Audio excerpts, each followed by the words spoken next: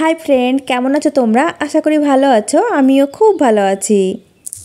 Butter নান, garlic নান, নানা ধরনের নান আমরা তৈরি করে থাকি, তবে লাচ্ছা নান কখনো কি খেয়েছো? আজ আমি তোমাদের সাথে শেয়ার করব বেকিং পাউডার, বেকিং সোডা, এমনকি ইস্ট ছাড়াই একদম নরম তুলতুলে তুলোর মতো লাচ্ছা নানের রেসিপি।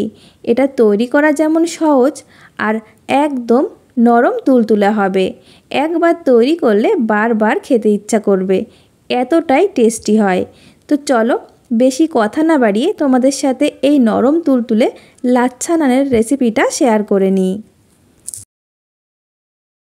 লাচ্ছা নান তৈরির জন্য একটি পাত্রে নিয়ে নিচ্ছি 2.5 কাপ ময়দা। আমরা যে কাপে বাড়িতে চা খাই সেই কাপ মেপে আমি ময়দা নিয়ে নিলাম। এরপর আমি দিয়ে দিচ্ছি স্বাদ মতো লবণ আর 1 চামচ মতো গুঁড়ো চিনি। আমি চিনি ব্লেন্ডারে দিয়ে গুঁড়ো করে নিয়েছিলাম। দিয়ে দেব রান্নার সাদা তেল 1 চামচ। আমি যেহেতু east, baking powder, baking soda use করছি না, তার জন্য আমি নিয়ে নিচ্ছি 1 প্যাকেট ইনো। এরপর দিয়ে দিচ্ছি টক দই। এখানে আমি 3 চামচ মতো টক দই ইউজ করছি। টক দই না থাকলে তোমরা শুধু ইনো দিয়েও কিন্তু এই নানটা তৈরি করে নিতে পারো। ভালো করে মিশিয়ে নেব।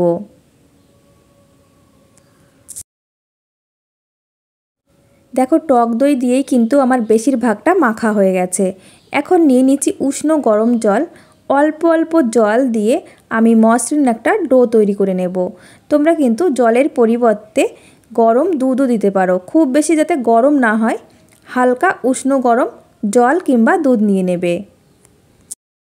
দেখো, মসৃণ একটা ডো তৈরি করে নিয়েছি। আমার এটা মাখতে খুব বেশি জল লাগেনি, মাত্র 3 চামচ মতো জল লেগেছিল, যেহেতু টক দই দিয়ে আমি বেশিরভাগটা মেখে নিয়েছিলাম। এখন হাতে কিছুটা তেল নিয়ে আমি ওপর থেকে লাগিয়ে নিচ্ছি যাতে ড্রাই না হয়ে যায়। আমি এটা ঢেকে রেখে দেবো এমনভাবে যাতে হাওয়া প্রবেশ করতে না পারে। আমি আধা ঘন্টার জন্য রেস্টে রেখে দিচ্ছি। তোমাদের হাতে টাইম থাকলে তার থেকে বেশিক্ষণ রাখতে পারো। আধা ঘন্টা পর আমি ফিরে এসেছি। দেখো কতটা ফুলে গেছে। এখন আমি লেচি কেটে নেব। তোমরা লাচ্ছা নানগুলো যতটা বড় করবে সেই পরিমাণ বুঝেই কিন্তু লেচি কেটে নেবে। আমি 2.5 কাপ ময়দায় 3টি লাচ্ছা নান তৈরি করে নেব। এখন একটা নিয়ে নিচ্ছি আর একটু রাউন্ড শেপ দিয়ে নেব। এখন একটা বেলনির সাহায্যে আমি বেলে নেব। তোমাদের যদি বেলতে অসুবিধা হয় তাহলে সামান্য পরিমাণে ময়দা ছিটিয়ে নিয়েও কিন্তু বেলে নিতে পারো। খুব বেশি পাতলা বা খুব বেশি মোটা করব না, যেমন রুটি তৈরি করে ঠিক তেমনভাবে আমি বেলে নিচ্ছি। এখন ওপর থেকে সামান্য পরিমাণে রান্নার সাদা তেল দিয়ে দিচ্ছি আর ভালো করে লাগিয়ে নেব। আর দিয়ে দিচ্ছি সামান্য পরিমাণে ময়দা।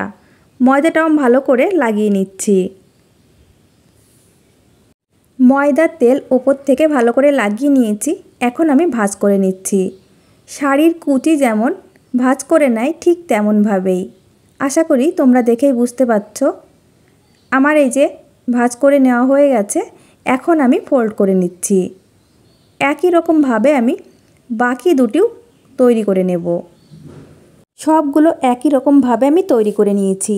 এখন একটি লেচি নিয়ে নিয়েছি আর একটু হাত দিয়ে চেপে নিলাম। এরপর বেলনি দিয়ে একটু বেলে নিচ্ছি।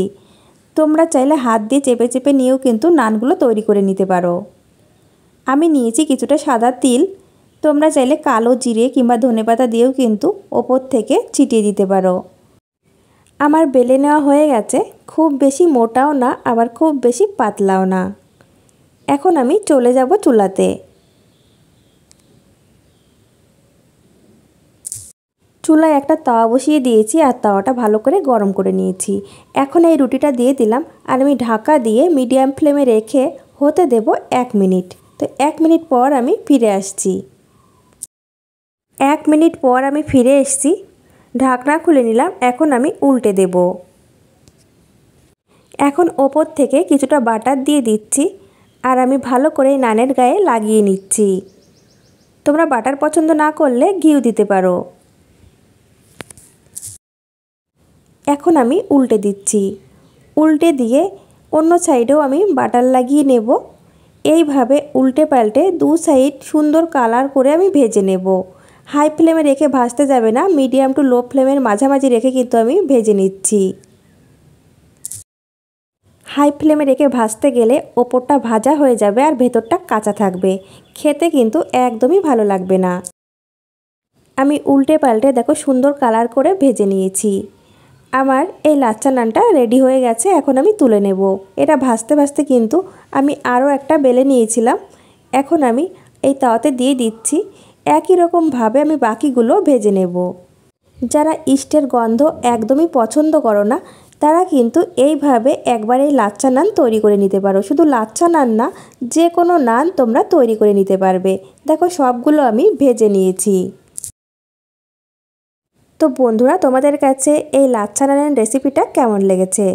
East, baking powder, baking soda ছাড়াই যে এত সুন্দর নরম তুলতুলে লাচ্চা নান হয়, তোমরা তৈরি না করলে কিন্তু বুঝতেই পারবে না। তো একবার এই রেসিপি ফলো করে দেখতে পারো। আশা করি তোমাদের কাছে ভালো লাগবে। ভালো লাগলে লাইক, কমেন্ট এবং শেয়ার করে দিও।